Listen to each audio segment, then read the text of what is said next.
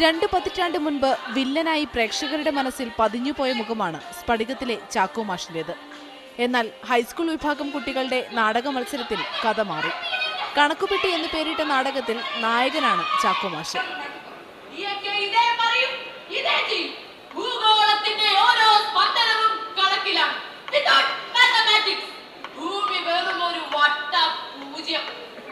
കോട്ടയം ജില്ലാ കലോത്സവത്തിൽ മികച്ച നടിയായ ആതിര ജോസാണ് ചാക്കോ മാഷായി തകർത്തഭിനയിച്ചത്.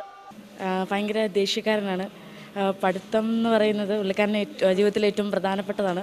കണക്കിനെ പുച്ഛിച്ച തോമ അപ്പന്റെ ശവപ്പെട്ടിയുടെ അളവെടുത്തതിൽ തോറ്റുപോകുന്നതായിരുന്നു നാടകത്തിന്റെ പ്രമേയം.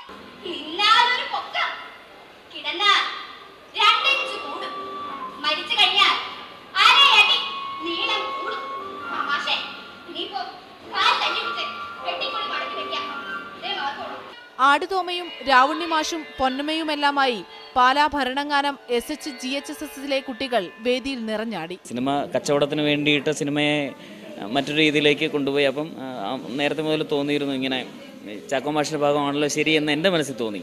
കണക്കുപെട്ടിക്ക് കാണികളും നൽകിയത് 100-ൽ 100 മാർക്ക്. എപ്പോഴും കുട്ടികളെ അടിക്കരുത്, ചീത്ത പറയരുത് എന്നുള്ള ഒരു കാലഘട്ടത്തിലേക്കാണ് പോണത്.